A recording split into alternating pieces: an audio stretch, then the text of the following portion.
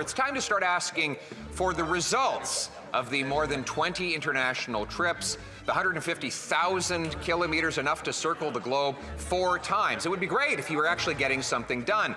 But he met with the Americans. They doubled tariffs on our products. He met with the Chinese. They hit us with new tariffs on our farmers and fish harvest. June of 2014, the Conservative government approved a pipeline from Alberta to the Pacific.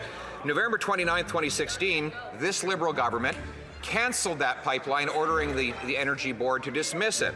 March 27, 2021, this current Liberal Prime Minister said that he supported canceling the pipeline.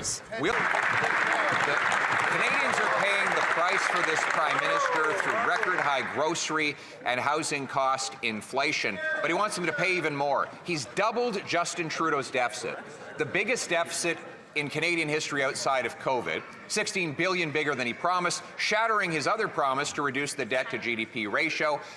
And the bureaucracy is taking the lion's share, 80% more costly when these Liberals took office.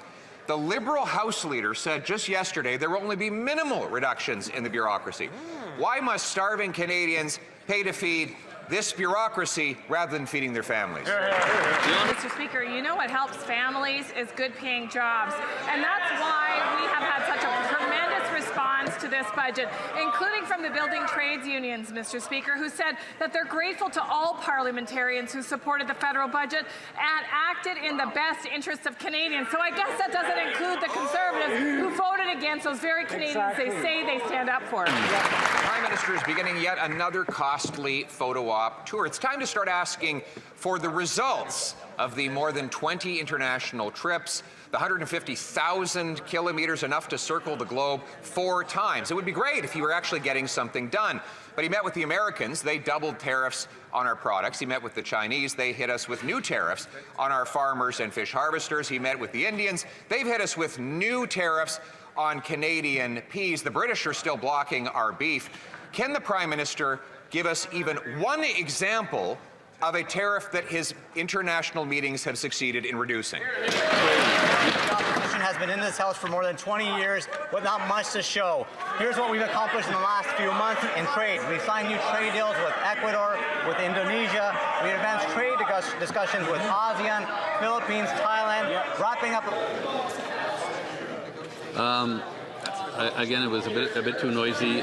We've signed new trade deals with Ecuador, Indonesia. We're advancing trade negotiations with ASEAN, Philippines, Thailand, wrapping up a FIFA with the UAE. We have legislation before this House to expand our trade ties with the UK. Together, these countries represent 750 million potential consumers. While the Prime Minister is opening doors for workers and businesses, the other side is focused on shutting them shut. Thank you, Mr. Speaker. All that adds up to not a single tariff reduced in the Prime Minister's 8 months of traveling the globe. And now let's move on to his costly agenda on pipelines. In June of 2014, the Conservative government approved a pipeline from Alberta to the Pacific.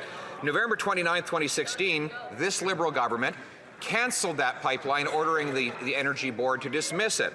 March 27, 2021, this current Liberal Prime Minister said that he supported canceling the pipeline. Will the Prime Minister admit that he was wrong, that his Liberal government was wrong, and that Conservatives were right? We need a pipe to the Pacific now. Mr. Speaker, the Prime Minister and the Premier have publicly stated they're having productive discussions on advancing an MOU between Canada and Alberta. They have each stated those discussions are premised on building a pathways decarbonization project, strengthening the industrial carbon price, and receiving support from affected First Nations and jurisdictions. When the Prime Minister and the Premier are ready to make an announcement, they will to all Canadians. Well, we're hoping the Prime Minister will announce that he was wrong and that the Liberal government was wrong to kill the Northern Gateway pipeline that had been approved back in 2014. 9 years have since been lost after the Liberal government blocked it. However, they also put in a ban on shipping Canadian energy off the northwest coast of BC. So if there's a pipeline, while the Liberal ban remains in place, it would have to be a pipeline to nowhere. So will the Prime Minister admit that the Liberal government was wrong to ban Canadian energy shipping and scrap the ban so that we can pipe our product over to Asia? Mr. Speaker, in those long, barren Harper years where this member was a minister, the only pipeline that got built was the pipeline full of hot air that led to nothing, not a single energy exporting tidewater piece of energy infrastructure was ever constructed under a conservative government. We've built one. You just heard the minister talking about a process on another. Mr. Speaker, you want to vote for energy security, you want to vote for energy exports, you want to vote for major projects